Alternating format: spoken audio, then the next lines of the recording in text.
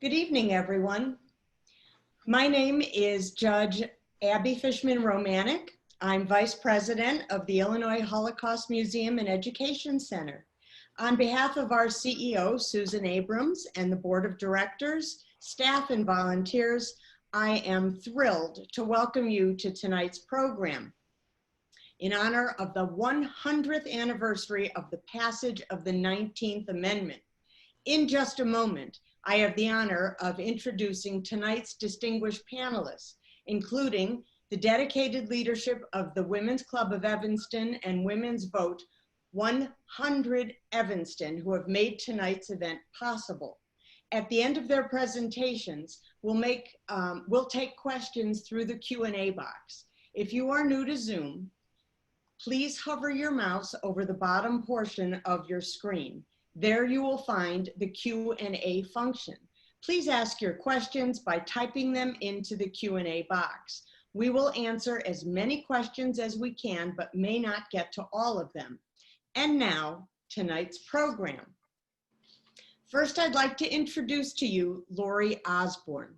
Lori Osborne is director of the Evanston Women's History Project, a community-wide project to document the significant contributions Evanston women have made to the community. She also serves as the director of the Francis Willard House Museum in Evanston, Illinois. Osborne currently serves on the board of the National Collaborative for Women's History Sites, which works to increase the level of women's history interpretation of all historic sites. She is the Illinois coordinator for the Votes for Women trial, which is an NCWHS project in honor of the 100th anniversary of the 19th suffrage amendment. She also serves on the Women's Suffrage Anniversary Committee of the League of Women Voters of Illinois. Lori holds a master's degree in English literature from the University of Chicago and a master's degree in public history from Loyola University of Chicago. We also have with us Rima Lunin Schultz, a historian with a PhD from Boston University, has written articles and books on Jane Addams, Chicago women in Catholic and Protestant faith traditions, and the culture of urban elites. Schultz is the co-editor of Women Building Chicago, 1790 to 1990, a biographical dictionary, Indiana University, 2001, which was named Best Reference Book in 2001 by the American Library Association. She is co-author of Eleanor Smith's Hull House Songs, the music of protest and hope in Jane Addams' Chicago Haymarket, 2020. She served as historian and assistant director of the Jane Addams Hull House Museum, the University of Illinois at Chicago. Schultz is an advisor to the Jane Addams Papers Project online at Ramapo College, New Jersey, and is the past president of the Chicago Area Women's History Council, now the Chicago Women's History Center. She is currently working on a political and personal biography of Jane Addams and her partner, Mary Rosett Smith. Also with us is Judge Carole Kamin Bellows. She graduated from Northwestern University School of Law in 1960 and began her legal career as a clerk to the Chief Judge of the Court of Claims. She worked for her husband's firm and later for Rubin and Proctor. In 1977, Judge Bellows was elected president of the ISBA and was the first woman in the nation elected president of any state bar association.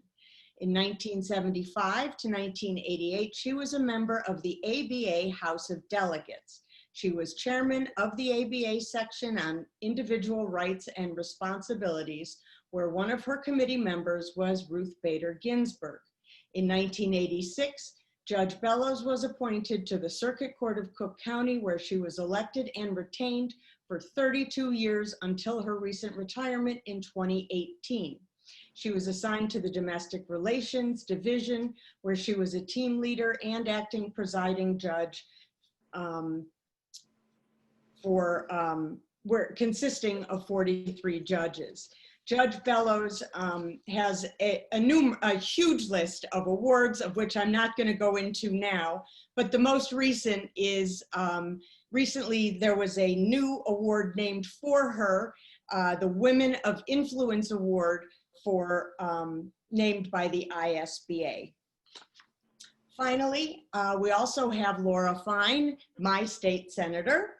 Laura is a full-time legislator. She has a Bachelor of Arts in Telecommunications from Indiana University.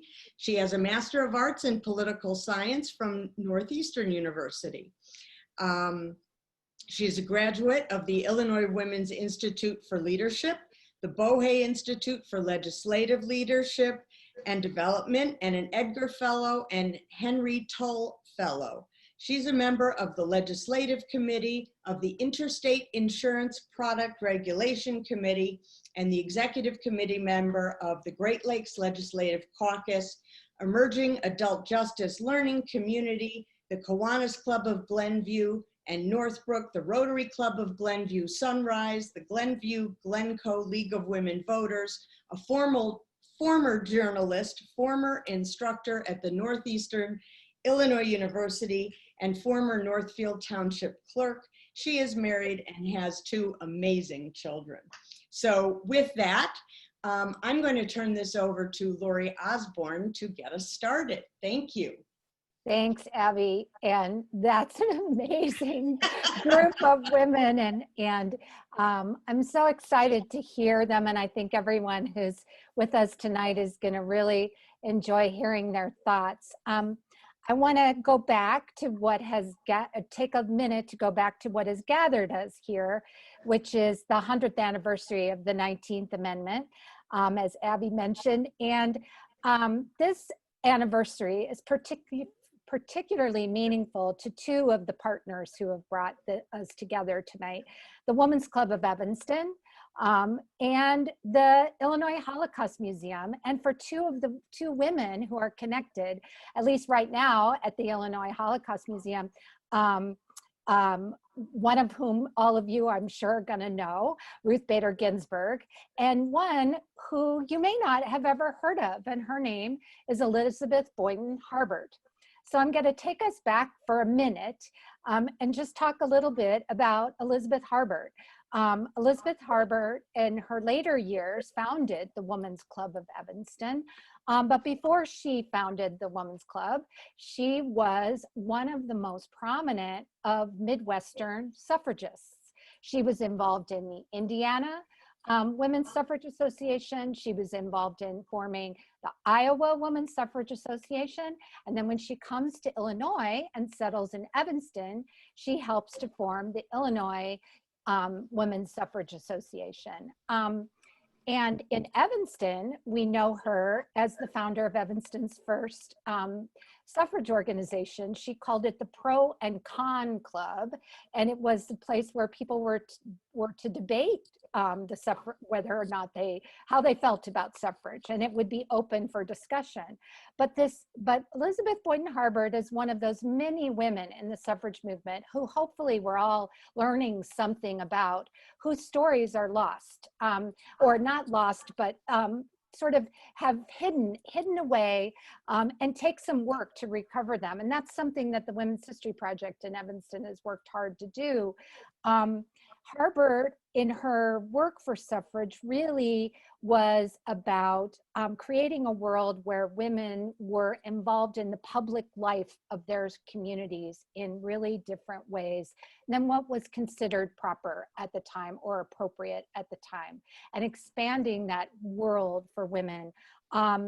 And the story we're going to hear tonight from all of our different panelists is a little bit of a chronological development of that opening of that public world for women, starting with someone like Elizabeth Harbert in the 1860s, where that world is very limited and women's involvement in public life or politics is considered, you know, somewhat radical to even propose the idea, not even somewhat radical, very radical to propose an idea that women would be involved in the political life of their communities or their country.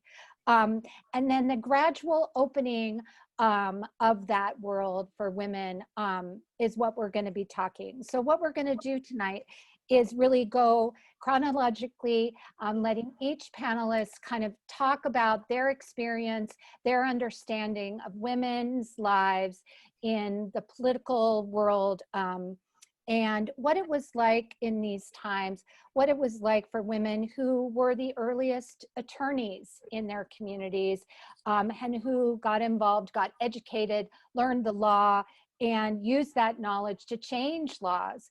And then what it was like for them as the political world starts to open up in the 1960s and the work on the Equal Rights Amendment. And so that's sort of where we're going to end up. But we're going to start back in the 19th century and take a little traveling with historian Rima Schultz, who's going to tell us a little bit about what that political access was like for women in these times, and the important role that those women's clubs, like the Women's Club of Evanston and other places where women gathered and worked together, how important was that, Rima, and how influential, especially in Chicago and in Illinois, were those women's clubs in that time period? Okay, I just want to add that Elizabeth Harbert's biography is in Women Building Chicago. Yeah. And she was, believe it or not, a novelist as well, and a journalist. And she had one of the first women's columns in a newspaper called Interocean in Chicago, which was very important. Right, so what is the connection between the clubs and the suffrage movement? Club women, we have to think about clubs very differently than we would today. Club women discovered the importance of separate female association. In the late 1870s, they realized separate women's organizations, what borrowing from Virginia Woolf, rooms of their own were needed, where women could inhabit a social space of their own construction to improve themselves, to educate themselves about the role of women historically and the social conditions in which women were challenged in the present. This process empowered them, giving women support personally and collectively. They gave talks to each other. They helped with their diction. They helped with their formal public presentations. Women weren't supposed to talk in public. They certainly couldn't talk in a courtroom, so forth. They were supposed to be represented by a brother, a husband, a father. Okay. The Women's Club was an incubator of feminist thinking. Clubs grew with the formation of the suffrage movement, but not all women's clubs supported women's suffrage. In Chicago, the first women's clubs formed after the first suffrage conventions were held in the city in 1869. Suffragists were few in the early days. The club movement had work to do within the ranks of women if the cause of suffrage would be successful. They had to convince themselves first before they convinced men. The club movement coincided with the expansion of settlement across the continent and the need for women to teach, to provide medical care, to be charitable, to housekeep. In short, to build the social infrastructure of the frontier and the new urban communities. The struggle for women's rights and suffrage was part of a broader questioning of the patriarchy and the social conditions of industrial society, where women and children were entering factories and sweatshops in rising numbers. And in fact, in the Chicago area, the amount of women that became part of the employed outside of the home was 3 times as great as it was in the rest of the United States. I mean, this was a very expanding capitalist city. Women could not ignore what was happening to their sisters. The women's branch of the World's Congress Auxiliary held 210 congresses, separate congresses, in conjunction with the World's Columbian Exposition of 1893, showcasing the decades of women's intellectual preparation in salons and separate women's literary societies and clubs like the Chicago Women's Club, which had voted to study questions of social policy, do their own research, monitor what was happening in the councils of government, and lobby for reform. For years, the history of women's clubs and the suffrage movement has been the story of elite white women. That distortion has been dismantled by decades of scholarship, and the histories and biographies of women of color, of working class women, and of immigrant women now complicate the original narrative, which features Stanton and Anthony. There was a robust Black club movement, especially in Northern Illinois. African American women were attracted to the Women's Christian Temperance Union. They were attracted to the General Federation of Women's Clubs. And they were unsuccessful in their bid to become members of the General Federation of Women's Clubs in 1902. And Jane Addams was one of the minority of white women who promoted their being part of that federation, but they lost. And women of color had been abolitionists and suffragists from the very beginning. Anti-lynching crusader and suffragist Ida B. Wells Barnett tells us in her autobiography about, quote, the precious days in which she sat at the feet of Susan B. Anthony, visiting the pioneer suffragist in Rochester, New York. Wells Barnett explains that Anthony, quote, had endeavored to make me see that for the sake of expediency, one had often to stoop to conquer on the color question. To stoop to conquer. Okay. The two discussed Frances Willard's attitude, and Wells Barnett admitted she, quote, could not see what Anthony was trying to make clear to us, to me. Anthony told Wells Barnett that, quote, she supposed she too belonged to Miss Willard's class, for she had done that very same thing in the Women's Equal Suffrage Association.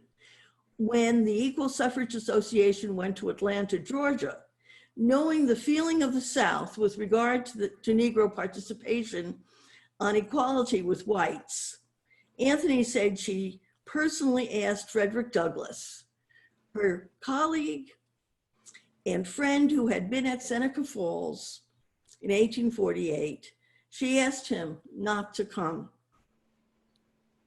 Anthony rationalized she didn't want Douglass to be subjected to humiliation. But she added truthfully, I did not want anything to get in the way of bringing the Southern white women into our suffrage association, now that their interest had been awakened. When African American women in the South asked to establish their own branch of the Suffrage Association, Anthony refused and wouldn't help. Wells Barnett was willing to disagree with Anthony and to respect her for the work she was doing, perhaps because she had experiences on the personal level. Anthony's treatment of her as an equal, such a dear, good friend I found her to be, she wrote in the autobiography. Illinois was a microcosm of the United States. It had a split between the North and the South. The League of Cook County Women's Clubs completed an organization with Jewish, Catholic, and African American women's club delegates seated on the executive board, and this was in 1898. It was a bold step, not possible elsewhere in the state, and a radical enough departure to be recorded in the press in detail. The Ida B. Wells Club was represented by Ida B. Wells Barnett, but not without a struggle. 5 years later, when the Illinois delegation traveled to Washington, D.C. for the 1913 suffrage parade, State Suffrage Association President Grace Wilbur Trout caved in to the national organization's decision to bow to the South and have African-American women march separately and in the rear. Ida would not comply. In a surprise maneuver, Belle Squire and Mary Redfield Plummer, two white women and co-founders with Ida of the Alpha Suffrage Club, walked alongside Ida and brought her directly into the middle of the Illinois delegation as the parade continued to march. Photographed, the incident made a national scene. Wells Barnett's position on Susan B. Anthony makes little sense unless we contextualize it in the politics of the Jim Crow world that both women inhabited. And we also acknowledge that to forward their main agendas, both had become adept at realpolitik. The democracy was imperfect. Politics was about power and deal making. And even though they were both women of extraordinary high idealism, they had accepted the need to work in the system and to make decisions based on expediency to achieve important goals. Wells Barnett, just wrapping up last little bit. Wells Barnett was a difficult, controversial leader, opinionated and unrelenting in her campaign to get a national anti-lynching law passed. She also wielded influence among Black and white politicians in Chicago's predominantly Black wards, and by galvanizing her African-American sisters in the Alpha Suffrage Club that she co-founded as in part with whites for calculated political reasons. Historians contend that Wells Barnett was instrumental in the election of Chicago's first Black alderman, Oscar DePriest, and in helping to forge the coalition that thrust William Big Bill Thompson into the mayor's office in 1915, and after women in Illinois were voting for non-state offices. The seeds of interracial cooperation had been planted in Chicago and Midwest soil, but as we can readily see today, the democracy is imperfect, and we have unfinished business awaiting us, even as we celebrate the progress which has been made. Yeah, and the moving from the 19th Amendment in these years and getting the 19th Amendment passed and the compromise of working in political life, you outlined so well of how you have to go from building these networks of women to being and having conflicts within those networks, to entering political life, influencing elections. And then we get into what happens after the 19th Amendment gets passed. And those years, some people saw as the doldrums, quote, doldrums, but really what we see in those years is the rising of women being truly integrated into the political world.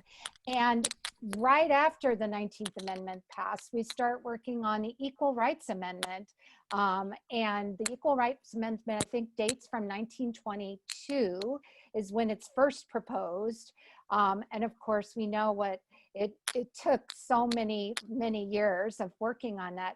We're gonna shift now to Judge Bellows and have her tell us a little bit about what women's political and legal lives were like before the work on suffrage began, and as the work on suffrage progressed, and then moving into this time period when we're working on the ERA and her experiences working on that project some years later.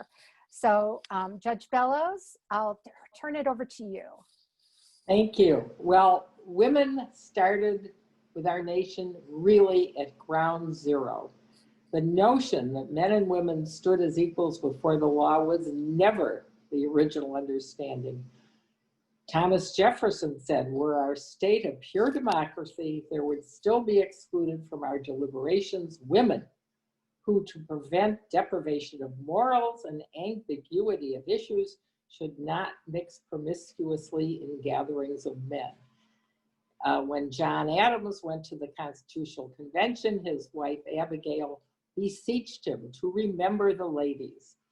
But at that time, nobody did. Our system of law is based on the English common law, which provided that upon marriage, a husband and a wife become one. The husband. Married women had no rights to sign contracts, purchase real estate, gain custody of their children, own property of the marriage, obtain credit, vote, serve on juries, or have a jury of their peers.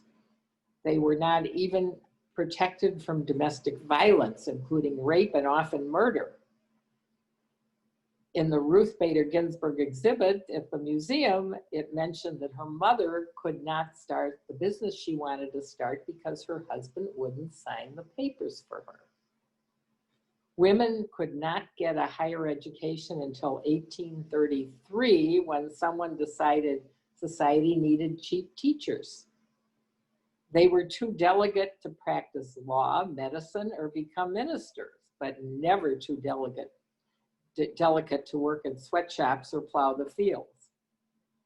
Women were not admitted to Harvard Law School until 1950, and as recently as 1977, the Supreme Court allowed to stand a ruling that banned girls from the best public high school in Philadelphia. Not until 1971, when Ruth Bader Ginsburg, then a professor, presented the first of her 6 landmark cases to the US Supreme Court, did the court even consider the issue of equal rights on the basis of gender. Even then, it was never protected by the 14th Amendment to the level it demands for that of race, that of a compelling government interest. That is why the adoption of the Equal Rights Amendment is still so important 100 years after women won the right to vote. The amendment simply states equality of rights under the law shall not be denied or abridged by the United States or by any state on account of sex. After being introduced in every Congress since 1923, the amendment was adopted in 1972 and was quickly ratified by 35 of the 38 states needed. Then a fierce backlash led by Illinois and Phyllis Schlafly stopped it in its tracks. That movement was based on fear and alternate facts. A 1982 deadline set arbitrarily by Congress passed, and some of the states even rescinded the ratification. However, the legal effect of the rescissions and whether a new Congress can repeal the 1982 deadline is unclear. Mm-hmm. Recently, we have had 38 states, including Illinois, ratifying the amendment. So the next step, I think, depends on our next Congress. So hopefully we don't have to wait any longer to be recognized. Yeah, so go back, you mentioned why this is so important, why having that standing, the standing that is under the 14th Amendment, why it's so important to have this standing. Can you just say a little bit more about that, what that means legally for women, and why this kind of standing is so important under the law? Because under the law, as it is, there can be gender-based discrimination. Mm-hmm. Easy. Yeah. And without constitutional protection, any law could be upheld that would oppress women like it did over the last 200 years. Yeah. So, yeah. And it was so serious. I mean, women couldn't even have their children. They couldn't even work. They couldn't do anything. Yeah. So you would reduce them to objects and not people. And Yeah, those they can still early- do that.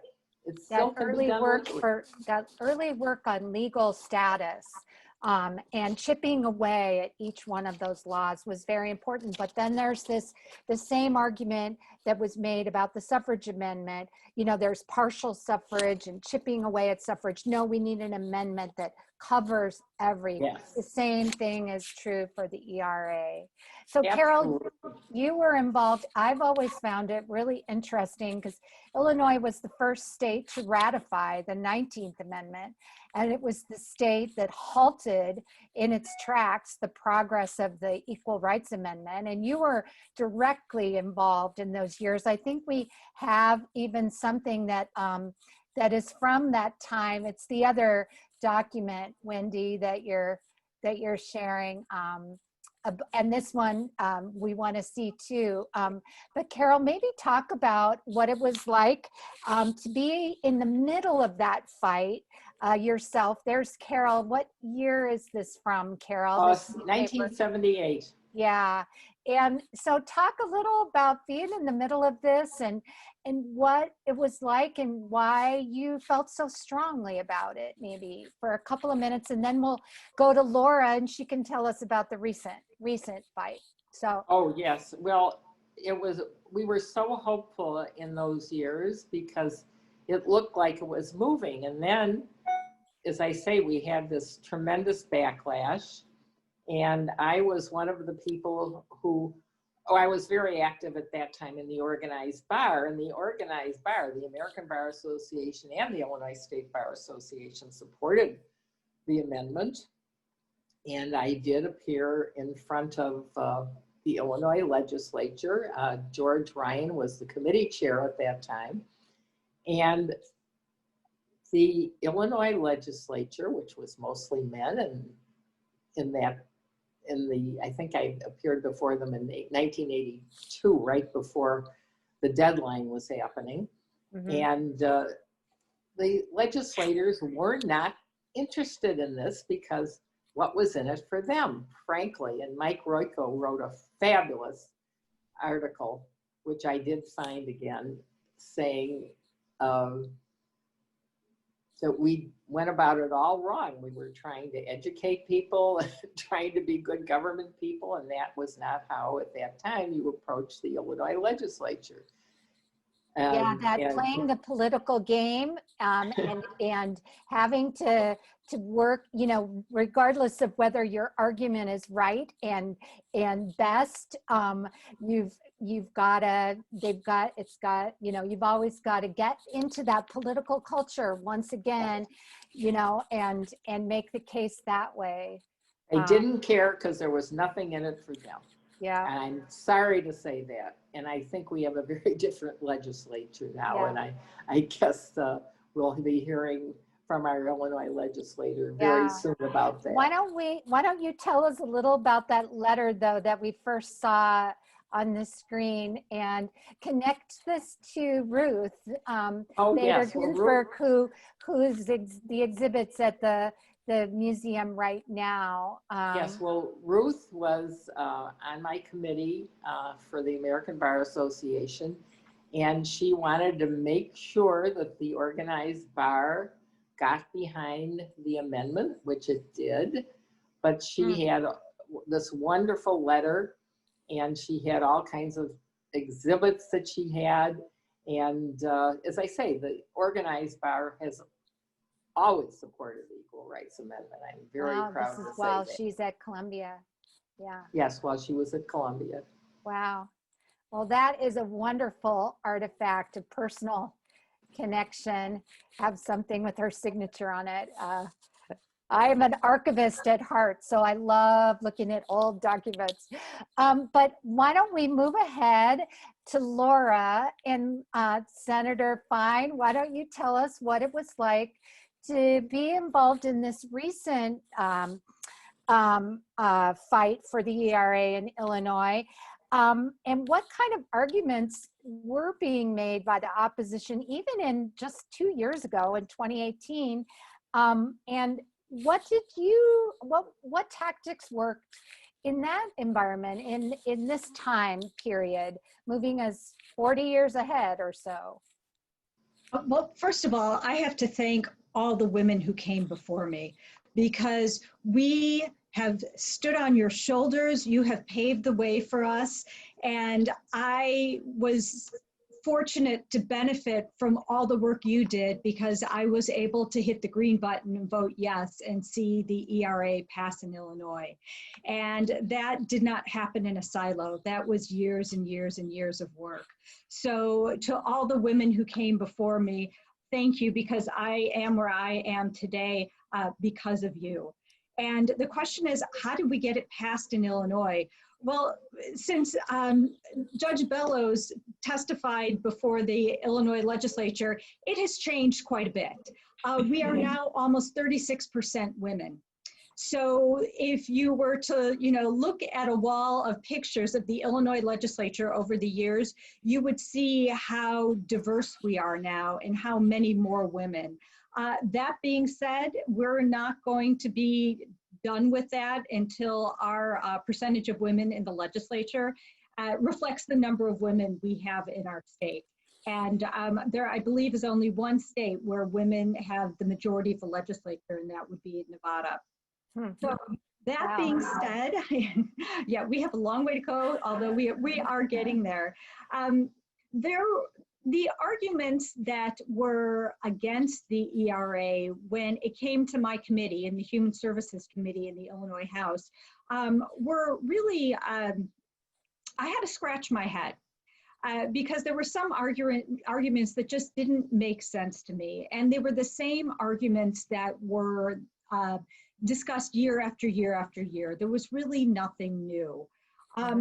First of all, a lot of people said, why do we need the Equal Rights Amendment? We already have protections. But the protections that women have right now are not written in the Constitution. They are by law or by statute, and they can all be overturned. So, and we have seen in the past couple of years, many of protections that have been overturned, and we want that constitutional amendment to make sure that that does not happen to us, that all this hard work is not for naught. So what were the arguments in opposition? First of all, it said the ERA would not allow any distinction to be made between men and women, even though there are biological differences. So they were saying that if the ERA would pass, any laws protecting women or unborn children would be thrown out. That would not be the case. They said the ERA, and this was one of the main arguments, would be used to overturn all restrictions on abortion. And nowhere in the language of the Equal Rights Amendment, as the judge read it to us, in that brief amendment, is abortion mentioned. But there were a lot of scare tactics that were put in place. They said that the ERA would overturn laws and practices that benefit women because they would be shown as showing preferential treatment to women. So things, for example, like giving special accommodations to pregnant women, those would go away. State labor laws or guidelines that would benefit women who do heavy manual work, they would go away. Government programs that support women or children like WIC, they would go away. So again, these were quite a few scare tactics that put in place. They also said that women would not be exempt from the military or the draft, which we have seen many women are volunteering now for military service. So that it was an argument, again, that really wasn't holding water for us because, one, we don't have a draft right now, and two, we have so many women who have stepped forward to serve in the armed forces. And so that was another scare tactic that was put in place. They also said that the ERA would impact the privacy and safety of women. There would be no gender designations for bathrooms, locker rooms, jails, or hospital rooms. Again, something that would not come to fruition if the ERA would be put in place. And they also argued that the ERA would not erase the gender wage gap because we already have equal pay laws. We know that that's not the case because we see what the gender pay gap is right now. There were other arguments that had to do with sports, and places where we see divisions for men and women, that they would all go away, and just different things that we weren't really, I would say, as concerned about now. Yeah. And like I said, the arguments were the same as we had seen in the. So what was the successful tactic? What worked to make it happen? What did you feel like finally made the difference in the campaign for the ERA in Illinois and with the legislature today? The campaign for ERA in Illinois was tremendous. We had women's groups coming out in force. They were calling legislators' offices. They were coming down to Springfield. They were putting out the education that we really needed to know about what was going on with this amendment. What exactly did it mean? We had women who testified in front of committees about how things have changed and how necessary the Equal Rights Amendment is. And it was just a fabulous way to see so many women come together with the goal of education, and to say that, you know, this has been going on too long. And it was very exciting to see that Illinois was the 37th state to ratify the amendment. And so we got a little hint at where it stands today from Judge Bellows, but as I understand, can you summarize? It's a little complicated, right?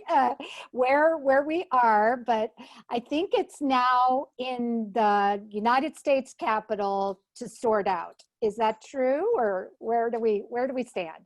Right. It is a little confusing because we are not sure. So 38 states ratified the amendment, and that's what we needed. But now 5 of them, I believe Nebraska, Tennessee, Idaho, Kentucky, and South Dakota, have rescinded their ratification. And 3 others, Illinois, Virginia, and Nevada, we ratified it past the 1982 deadline. So there's some confusion right there. There was a bill that passed the House, I believe last February, that eliminated the deadline. But right now it's not going to be called for a vote in the Senate. So right now, to my understanding, we have 2 options. Either there can be continued efforts to pass the elimination of the deadline if a new Senate comes into leadership, and then let the court settle what the legal ramifications are, especially with those 8 states that are in question, or we can start the whole process all over again and try to get each state to ratify. Wow. I don't think anybody wants to start from scratch. No, I don't think so either. It reminds me your description of the opposition to the ERA, and then the gathering around the fight to campaign. The recent battle reminds me so much. And Rima, maybe you can talk a little about that, how that really looks so similar to what happened in the 1910s around the suffrage amendment. The opposition was similarly sort of using some scare tactics. They were different in that time period. And then women really had to really gather together.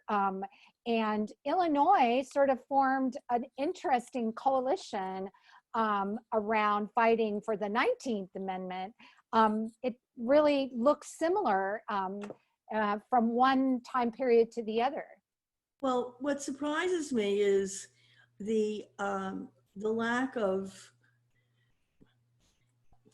change of mind in general, because we've had the experience of women being in sports and women doing so much more, and nothing has happened to, you know, upheaval civil society or do any of the, you know, terrible drastic things that were going to happen to us.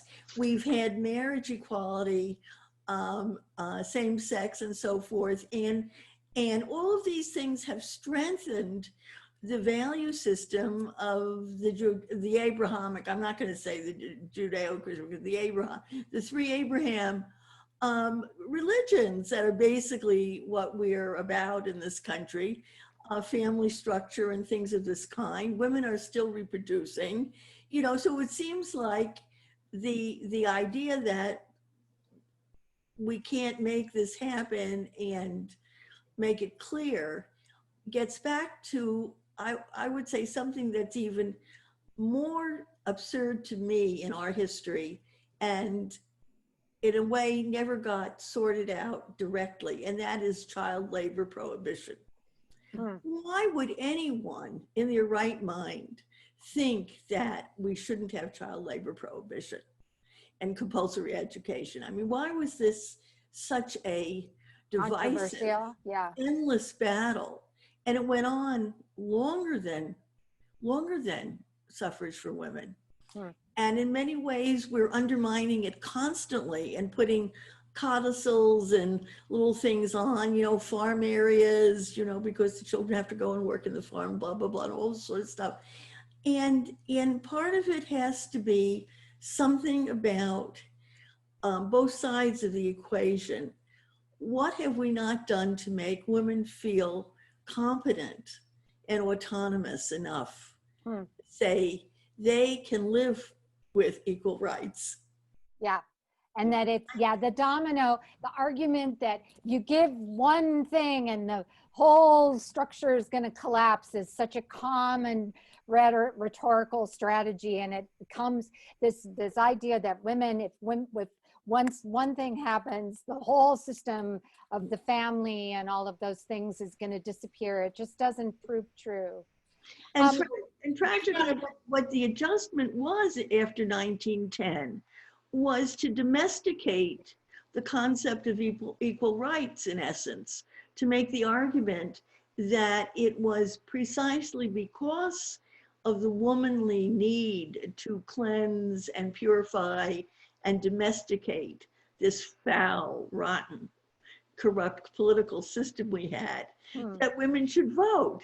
Then when ERA gets first introduced in the 1920s, the very champions of the vote end up fighting about the ERA, and that the people that I call the social feminists, people like Jane Addams and Florence Kelly and Julia Lathrop, who was the head of the first Children's Bureau on the federal level, and all of these wonderful people that we, you know, resonate with us and we think about them, they were post-ERA the first time around. They thought that all of the statutes that they had fought so hard for, like the 8-hour day for women, not for men, but for women, and different precautions and things, would dissolve. Just like what Laura's found in the, well, I notice we've got some questions here. Abby, do you want to start with questions? I've realized we're at that point. My gosh. We are. We flew through this. Yeah. So we've got a question. We've got some interesting questions on, there's a thank you for not whitewashing the suffrage movement. So one question, which I do think Rima already answered, but I just wanted to be clear. When the African-American women were turned away in early 1900, just making clear, was it because of the white women or the men? And Rima, I think it was, in fact, it was the white women, correct?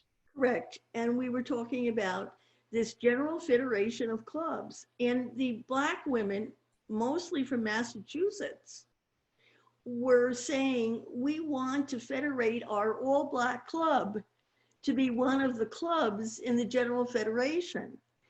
And they said no. And so this wasn't even saying to anyone, you have to integrate. Right.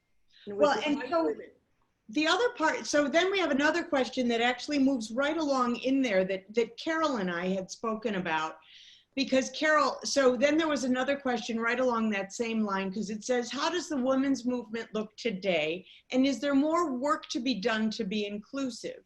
So Carole and I had talked about this issue because Carole, in her testimony in the 70s, Carole, you had mentioned that a woman at the time in the 70s was earning 64.75 cents to the dollar. Do you recall that, Carole? Oh, absolutely. Today, we talked about that. And today we looked it up, and today, do you recall what it is, what a white woman makes today to the dollar? Probably about 80 cents to Yeah. the dollar, something like About that. 80 A little cents. more. Right. And on the other hand, oh, I have it here. I'm sorry. So I don't know. Do you know this, Laura? So a white woman makes 80 cents to the dollar. An African-American woman makes 61 cents to the dollar. A Native American woman makes 58 cents to the dollar. And a Latina woman makes 53 cents to the dollar. So I hope that would answer the question as to what we need to do to be more inclusive these days. And I think it's quite a lot because it's still, white women are well ahead of minority women, but still it's not even close because again, ERA, Laura, I think you would agree with me, does not address equal pay. Not at No, all. Not a bit. Right. Go ahead, Laura. What were you going to say? Yeah. No, it's, as Judge Bellows read the amendment, it's very simple, very short, and very to the point. But it's up to us to interpret what that means. Right. So Laura, this next question is exactly for you. Okay. What is the best way during this COVID time to vote in Illinois to make sure our vote counts in November? Absolutely. So in May, we passed legislation and the governor signed it that really encourages people to vote during a time of COVID. So you can go online and register for a mail-in ballot. If you have not yet registered for one, you should be receiving a piece of information in the mail, a postcard that's going to tell you how you can register for that ballot. We will have early voting. So those early voting sites will be open and available a couple weeks before the election.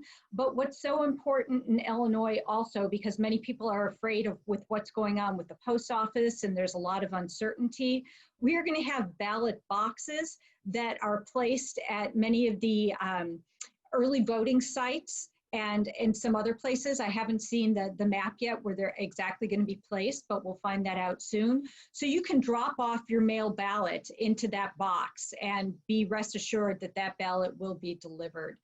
We want to make sure that everybody votes. And we are very concerned, because we are in a time of COVID, that people are not going to feel comfortable going to the polls. And this will make sure that your voice is heard. So definitely go online, register for that mail-in ballot. It's no questions asked. You know, you put down your information. It takes almost a minute to fill it out, and you'll receive your ballot in the mail and be able to safely drop it off. Wonderful. This is a lovely question.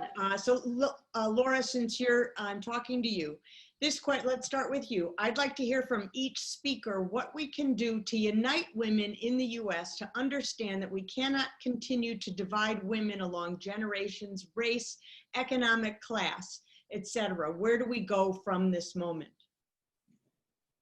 Oh, that is a fabulous question. We are all women, and we all have concerns for health, for safety, for family, for economics. And together, we're a force and we can get it done. We're lucky in the legislature. We have a group called COWL, the Conference of Women Legislatures. And we are a bipartisan group of women who knows that there are going to be some issues that we're simply not going to agree on, and that's okay. But there are many issues. We always say that every issue is a woman's issue.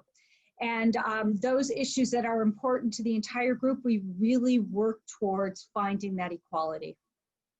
That's great. Carole, how about you? The same question. All right, well, I'm just amazed at how women have come together since the last election. I mean, the March on Washington was incredible. Women came from all over, all walks of life, all races. They were there. So it's definitely happening. I think it's happening. And we'll see. We can see better when we see what the results of the 2020 election are. We will see if women have come together. Right. Voting is certainly one way. Absolutely. Right. Rima? Well, I've been studying Jane Addams so long. I think I'll channel her a little bit.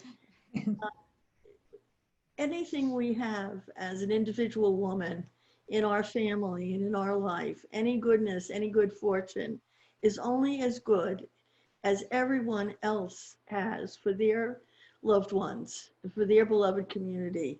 So we have to walk in everyone's shoes as women and feel what they are feeling. And I'm very sad tonight about what happened in Kenosha. And the mother spoke, and she was so eloquent and well-spoken. I don't know how she could get herself together to say what she did, but she talked about uniting, basically, and some of the things I'm saying now. And so I think we're the nurturers. Adams thought that our nurturing quality as in human nature from the beginning came before the war qualities, the nurturing, because after all, to get out of that cave alive took nurturing. Wow. Yeah. So Rima, who are the Jewish leaders of the suffrage movement in Chicago? Well, Hannah Solomon, the National Council of Jewish Women was established in 1893, just at the time. Sadie American was another person. They understood that the relationship that immigrant women, either the ones that came early, the German Jews, or the ones that came later, needed to vote.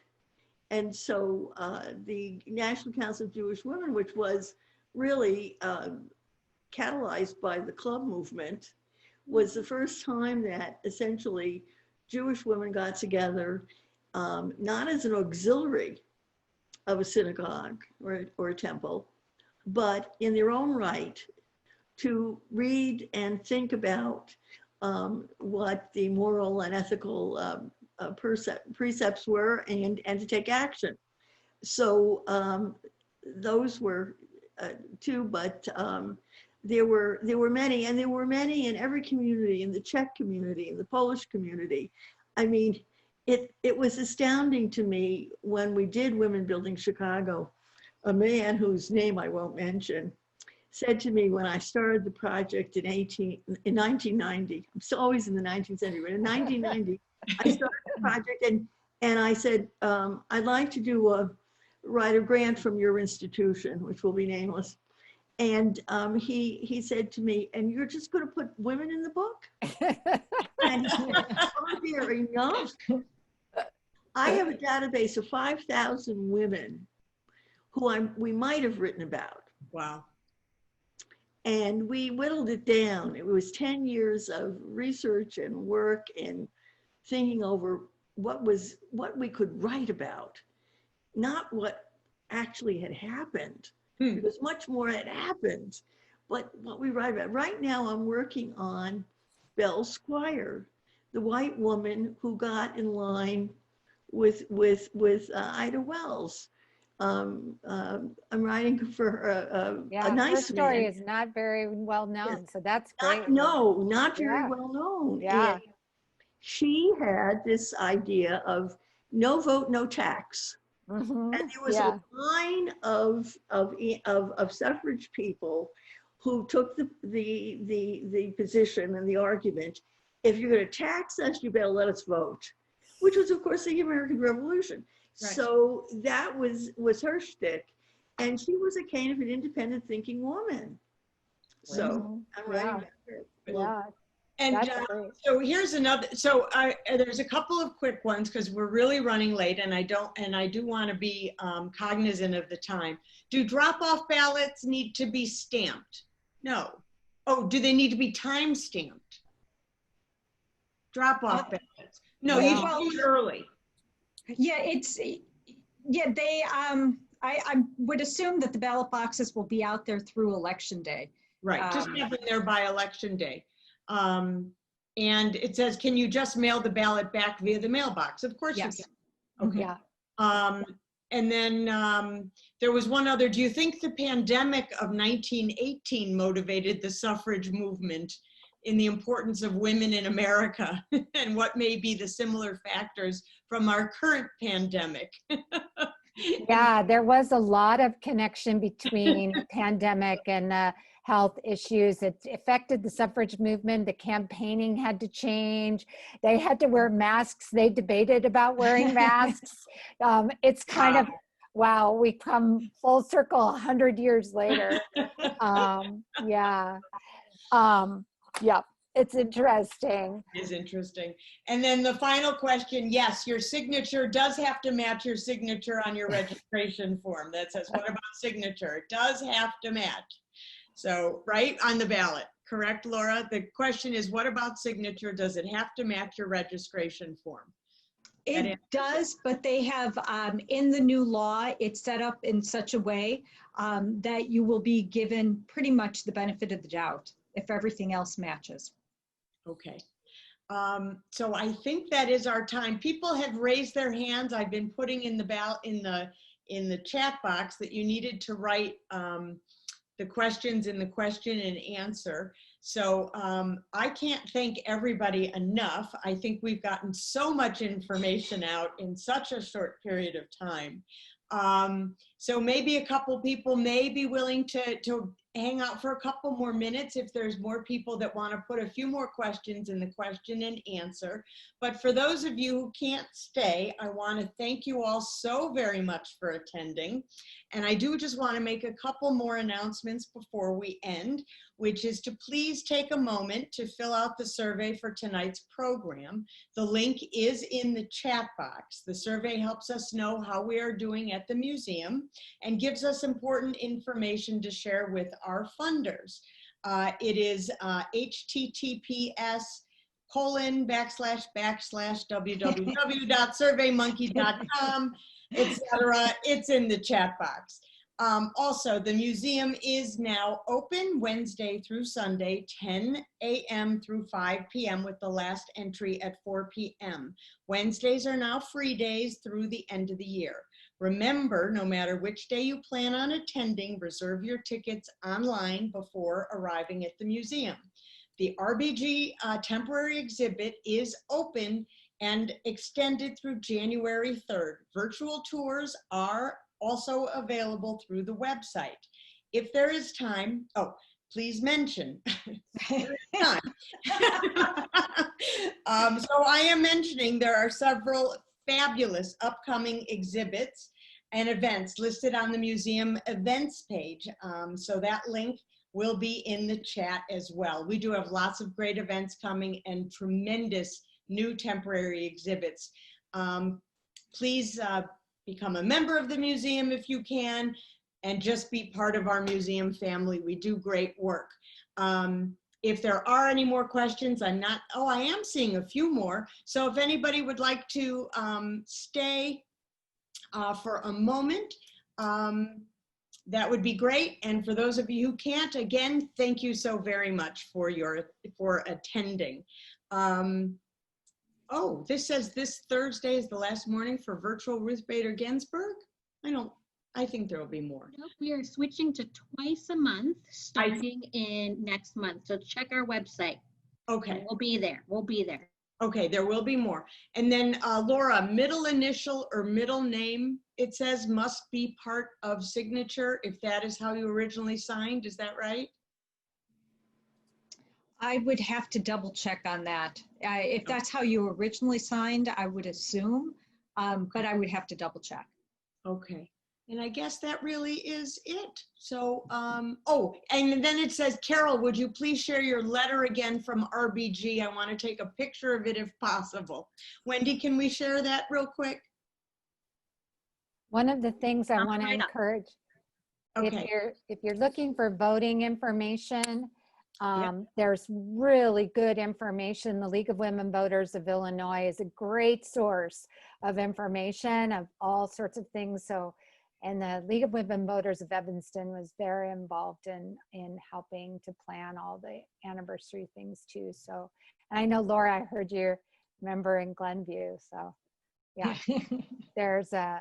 so that's a great nonpartisan, just get the information you need to exercise your citizenship. So.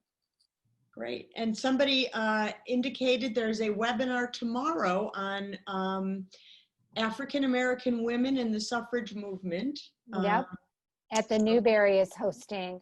And there's lots of suffrage. If you're interested in suffrage anniversary, there's literally hundreds of things happening. And a lot of it is being recorded, so you can catch up if you want to. Lots on the Illinois suffrage website. Just search Illinois suffrage 2020. You'll find lots going on, lots of information. So Thank you so much, everybody. Appreciate it. It was a great night. I'm so glad Abby and Marge, who we Thank you, for everybody. having for having a good idea, yeah. a powerful idea. Thank you.